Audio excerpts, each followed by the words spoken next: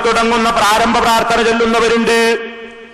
ഇതിപ്പോ മുസ്ലിമീങ്ങളിൽ 2-3 നിലക്ക് വ്യത്യസ്തമായ നിലക്ക് കൈകെട്ടി നിന്നാൽ പ്രാരംഭ പ്രാർത്ഥന ചൊല്ലുന്ന ആളുകളുണ്ട്. ഇതിനെ നമ്മൾ വിമർശിക്കാറില്ല. വജ്ജഹ്തു തന്നെ ചൊല്ലണം എന്ന് നമ്മൾ പറയാറില്ല. അല്ലാഹുമ്മ ബാഇദ് ബൈനി തന്നെ പറയണമെന്ന് നമ്മൾ പറയാറില്ല. സുബ്ഹാനക്കല്ലാഹുമ്മ എന്ന് പറയൽ ബിദ്അത്താണെന്ന് പറയാറില്ല. കാരണം എന്താണ്? നബി സല്ലല്ലാഹു അലൈഹി വസല്ലം നമസ്കാരത്തിന് വേണ്ടി കൈകെട്ടിയാൽ ആദ്യത്തിൽ തന്നെ ഫാത്തിഹ ഓതുന്നതിന്റെ മുമ്പുള്ള പ്രാർത്ഥനക്കാണല്ലോ പ്രാരംഭ പ്രാർത്ഥന എന്ന് പറയുന്നത്. ആ പ്രാരംഭ പ്രാർത്ഥന നബി സല്ലല്ലാഹു അലൈഹി വസല്ലമിൽ നിന്ന് തന്നെ ഈ 3 രൂപത്തിലും സഹീഹായ നിലക്ക് സ്ഥിരപ്പെട്ട് വന്നിട്ടുള്ളത് കൊണ്ട് അതിൽ ഏതെങ്കിലും ഒന്ന് ഒരാൾ തുടർച്ചയായി പറഞ്ഞു വരുന്നു എങ്കിൽ അതിന്റെ പേരിൽ നമ്മളയാളെ വിമർശിക്കാറില്ല. ഓരോരുത്തർക്കും സൗകര്യപ്പെട്ടതനുസരിച്ച് പ്രവർത്തിക്കാം. അതിൽ ഏറ്റവും ശ്രേഷ്ഠമായ രീതി ഒരു ദിവസം ഒരു പ്രാർത്ഥനയാണ് ചൊല്ലുന്നതെങ്കിൽ വേറൊരിക്കൽ വേറൊരു പ്രാർത്ഥനയും ചൊല്ലി അങ്ങനെ ജീവിതത്തിൽ പ്രവാചകൻ ചൊല്ലിയതുപോലെ പല ഘട്ടങ്ങളിലും ഈ പല പ്രാർത്ഥനകളിലും നമ്മൾ ഒരുമിച്ച് ചൊല്ലുന്നതാണ് ഏറ്റവും ശ്രേഷ്ഠകരമായ രീതി എന്നതല്ലാതെ ഈ 3-ൽ ഏതെങ്കിലും ഒന്നിനെ പിന്തുടരുന്നത് സുന്നത്തിന് വിരുദ്ധമാണെന്നോ ബിദ്അത്താണെന്നോ തെറ്റാണെന്നോ പറഞ്ഞുകൊണ്ട് അത് ചെയ്യുന്ന ആളുകളെ നമ്മൾ വിമർശിക്കാറില്ല. കാരണം എന്താണ്? അതിൽ വീക്ഷണ വ്യത്യാസത്തിന് പഴുതുണ്ട്. കാരണം 3ഉം പ്രവാചകനിൽ നിന്ന് സ്ഥിരപ്പെട്ടതാണ്. ആ 3 ഹദീസിന്റെയും 3 വീക്ഷണങ്ങൾ 3 പദങ്ങളാണ്. ആ 3 പദങ്ങളിൽ ഏതും നമുക്ക് കൈകെട്ടിയാൽ ചൊല്ലാം, അത് വിരോധമില്ല. അതുപോലെ തന്നെ അത്തഹിയാത്തിന്റെ രൂപങ്ങൾ, അത്തഹിയാത്തുൽ മുബാറകാത്തുസ് സലവാത്തുത് തയ്യിബാത്തു ലില്ലാഹ് എന്ന് തുടങ്ങുന്ന പദങ്ങളിൽ തന്നെ വ്യത്യസ്തങ്ങളായ റിപ്പോർട്ടുകളുണ്ട്. ആ വ്യത്യസ്ത റിപ്പോർട്ടുകൾ വ്യത്യസ്ത രീതിയിൽ ചൊല്ലുന്നതിന് നമ്മൾ വിമർശിക്കാറില്ല. അങ്ങനെ ധാരാളം ഉദാഹരണങ്ങൾ പ്രിയപ്പെട്ടവരെ നമുക്ക് കാണുവാൻ സാധിക്കും. നബി സല്ലല്ലാഹു അലൈഹി വസല്ലമിൽ നിന്ന് സ്ഥിരപ്പെട്ട് വന്നിട്ടുള്ള അത്തരത്തിലുള്ള വ്യത്യാസങ്ങൾ അതിൽ ഏതെങ്കിലും ഒന്നൊരാൾ മുറുകെ പിടിച്ച് ജീവിക്കുന്നുവെങ്കിൽ അതൊരു തെറ്റല്ല. എന്നാൽ ഇന്ന് കാണുന്ന അഭിപ്രായ വ്യത്യാസങ്ങളൊന്നും അതുപോലെയുള്ളതല്ല. വീക്ഷണത്തിന് പഴുതുള്ള അഭിപ്രായ വ്യത്യാസങ്ങളല്ല, വ്യാഖ്യാനത്തിന് പഴുതുള്ള അഭിപ്രായ വ്യത്യാസങ്ങളല്ല മദ്ഹബുകൾ തമ്മിൽ നിലനിൽക്കുന്നത്. നിങ്ങൾ നോക്കൂ, സാധാരണ ചില ആളുകൾ ഒരു ഉദാഹരണം പറയാറുണ്ട്. വീക്ഷണ വ്യത്യാസങ്ങളാവാം, അതിന് തകരാറില്ല എന്നുള്ളതിന് ഒരു സംഭവം പറയാറുണ്ട്. എന്താണ് ആ സംഭവം?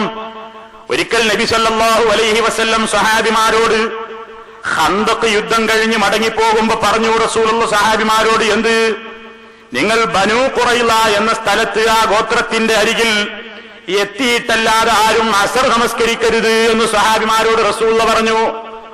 ബനൂ ഖുറൈളയിൽ എത്തിയിട്ടല്ലാതെ നിങ്ങൾ അസർ നമസ്കരിക്കരുത് എന്ന് റസൂലുള്ളാഹി സ്വഹാബിമാരോട് പറഞ്ഞു. അങ്ങനെ അവരിങ്ങനെ യാത്ര ചെയ്തുകൊണ്ടിരിക്കുകയാണ് സ്വഹാബിമാര്. വഴിയിലെത്തിയപ്പോ അസർ നിസ്കാരത്തിന്റെ സമയമാവുകയും ചെയ്തു. ഉടനെ നബി സല്ലല്ലാഹു അലൈഹി വസല്ലം അസർ നിസ്കരിക്കരുതെന്ന് നിർദ്ദേശിച്ചതിനാൽ ഒരു വിഭാഗം സഹാബിമാര് സമയമായിട്ടും നിസ്കരിച്ചില്ല. അതേ അവസരത്തിൽ തന്നെ മറ്റൊരു വിഭാഗം സഹാബിമാര് എന്തു ചെയ്തു? അവര് ഹദീസിനെ വ്യാഖ്യാനിച്ചുകൊണ്ട് അസർ നമസ്കരിച്ചു. എന്താ അവര് വ്യാഖ്യാനിച്ചത്?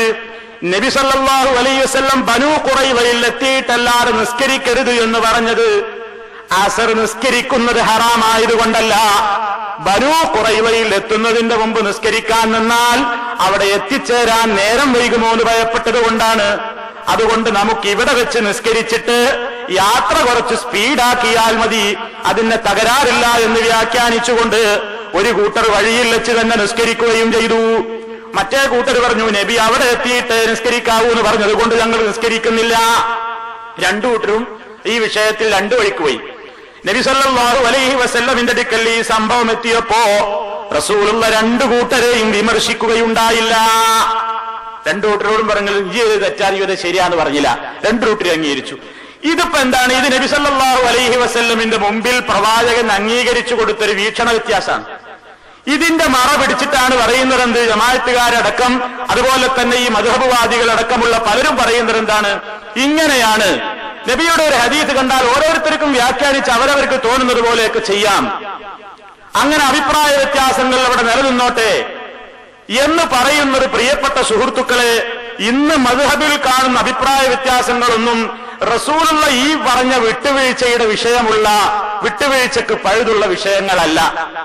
അത് നിങ്ങൾക്ക് മനസ്സിലാക്കി തരാൻ നബി സല്ലല്ലാഹു അലൈഹി വസല്ലമിന്റെ സ്ഥിരപ്പെട്ട സുന്നത്തുകൾക്ക് നേരെ കടകവിരുദ്ധമായ അഭിപ്രായങ്ങളാണ് ഇന്ന് മദ്ഹബിലുള്ളത്.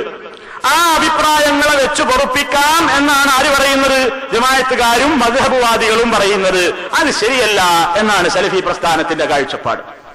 നിങ്ങൾ നോക്കൂ, ചില ഉദാഹരണങ്ങൾ പറയുമ്പോൾ നിങ്ങൾക്ക് മനസ്സിലാവും. ഏറ്റവും പ്രധാനപ്പെട്ട ഇബാദത്താണല്ലോ നമസ്കാരം. ആ നമസ്കാരത്തെ പറ്റി നബി സല്ലല്ലാഹു അലൈഹി വസല്ലം ഇത് പറഞ്ഞു, സ്വല്ലൂ കമാ റഅയ്തുമൂനി ഉസല്ലി. ഞാൻ ഏത് രൂപത്തിൽ നിസ്കരിക്കുന്നതായി നിങ്ങൾ കണ്ടുവോ അതുപോലെ നിസ്കരിക്കണേ സ്വഹാബത്തെ. റസൂലുള്ള സഹാബിമാർക്ക് കാണിച്ചു കൊടുത്തു നിസ്കാരം, അതുപോലെ തന്നെ നിസ്കരിക്കണം എന്ന് പറഞ്ഞു. ഇനി നിങ്ങൾ നോക്കൂ, നബി സല്ലല്ലാഹു അലൈഹി വസല്ലമിൽ സ്ഥിരപ്പെട്ട വിഷയങ്ങൾ നോക്കൂ. നമ്മൾ നമസ്കാരത്തിൽ പ്രവേശിക്കുന്ന നേരത്ത് എന്താ വേണ്ടത്? നബി സല്ലല്ലാഹു അലൈഹി വസല്ലമിന്റെ ചര്യ ആയിഷ റളിയല്ലാഹു തആല അൻഹ പറയുന്നു, കാന റസൂലുള്ളാഹി സ്വല്ലല്ലാഹു അലൈഹി വസല്ലം യസ്തഫ്തിഹു സ്വലാത ബിത്തക്ബീർ. റസൂലുള്ള നിസ്കാരം ആരംഭിക്കുന്നത് അല്ലാഹു അക്ബർ എന്ന് പറഞ്ഞുകൊണ്ടായിരുന്നു. ഹദീസിൽ വളരെ വ്യക്തമായി ധാരാളം ഹദീസിൽ കാണാം, ഖിബിലക്ക് തിരിഞ്ഞുകൊണ്ട് രണ്ട് കൈകളും ഉയർത്തിക്കൊണ്ട് യഖൂലു അല്ലാഹു അക്ബർ. അല്ലാഹു അക്ബർ എന്ന് പറഞ്ഞിട്ടാണ് റസൂലുള്ള കൈകെട്ടുക. അപ്പൊ അല്ലാഹു അക്ബർ എന്ന പദമാണ് റസൂലുള്ള പറഞ്ഞതെങ്കിൽ അതിൽ മാറ്റം വരുത്താൻ നമുക്ക് അവകാശമില്ല. കാരണം നബി പറഞ്ഞിട്ടുണ്ട്, ഞാൻ എങ്ങനെ നിസ്കരിക്കുന്നത് നിങ്ങൾ കണ്ടുവോ അതുപോലെ തന്നെ ചെയ്യണം. എന്നാൽ നിങ്ങൾ നോക്കൂ, ഇവിടെ അറിയപ്പെട്ട മദ്ഹബുകളിൽ പ്രധാനപ്പെട്ട ഒരു മദ്ഹബാണല്ലോ ഒന്നാം മദ്ഹബായി അറിയപ്പെടുന്ന അബൂ ഹനീഫ ഇമാമിന്റെ മദ്ഹബ്. ആ ഹനഫി മദ്ഹബിൽ പറയുന്നത് നോക്കൂ, പണ്ഡിതന്മാര് പറയുന്നു, വലം യസ്തരിത്തിൽ ഹനഫിയതു അൻ തകൂന തക്ബീറത്തുൽ ഇഹ്റാം ബിൽ ലുഗത്തിൽ അറബിയ്യ. ഹനഫികൾ ഷർത്തായി പറഞ്ഞിട്ടില്ല എന്ത്? തക്ബീറത്തുൽ ഇഹ്റാം അറബിയിൽ തന്നെ വേണമെന്നില്ല. ഫലൗ നതഖ ബിഹാ ബി ലുഗത്തിൻ ഉഖറാ. ആരെങ്കിലും അന്യഭാഷയിൽ തക്ബീർ നിർവഹിച്ചാലും ഫഇന്ന സ്വലാതഹു തസിഹു, അവന്റെ നിസ്കാരം ശരിയാണ്. അപ്പൊ അല്ലാഹു അക്ബർ എന്ന് പറയുന്നതിന് ബദല് ഖുദാ ബടാ ഹേ എന്ന് പറഞ്ഞിട്ട് കൈകെട്ടിയാലോ കുഴപ്പമില്ല, നിസ്കാരം ശരിയാണ്. അല്ലെങ്കിൽ അല്ലാഹു വലിയോനെ എന്നും പറഞ്ഞിട്ട് കൈകെട്ടാം എന്ന് പറഞ്ഞാൽ സവാഖ നമ്മൾ പറയുന്നത് അയാൾക്ക് അറബി അറിയാത്തത് കൊണ്ടായിക്കൂടെ? അല്ല, വിരോധമില്ല. സവാൻകാന ഖാദിറൻ അലൻ നുത്ഖി ബിൽ അറബിയ്യത്തി ഔ ആജിസൻ. അറബി ഭാഷയിൽ ഉച്ചരിക്കാൻ കഴിവുള്ളവനാകട്ടെ കഴിവില്ലാത്തവനാകട്ടെ ആരായിരുന്നാലും അല്ലാഹു അക്ബർ എന്ന് തന്നെ പറഞ്ഞോളണമെന്നില്ല. അത് വേറെ ഭാഷയിൽ പറഞ്ഞാലും നിസ്കാരം ശരിയാകും. ഇതെങ്ങനെ പ്രിയപ്പെട്ട സുഹൃത്തുക്കളെ വീക്ഷണ വ്യത്യാസമാണോ? റസൂലുള്ളാഹിയുടെ ഹദീസിന്റെ വിഷയത്തിൽ സ്ഥിരപ്പെട്ട് വന്നിട്ടും ഹനഫി മദ്ഹബിലെ അന്ധമായി അനുകരിക്കുന്ന ആൾ പറയുന്നു എന്തൊരു നിർബന്ധമില്ല. എന്നാ ഹനഫി മദ്ഹബുകാരൊക്കെ ഹുദാ ബദാഹേ എന്ന് പറഞ്ഞിട്ടാ കൈകെട്ടുന്നതെന്ന് ഞാൻ പറയുന്നില്ല. അങ്ങനെയാണ് അവർ നിസ്കരിക്കാറുള്ളത് എന്നും എനിക്ക് വാദമില്ല.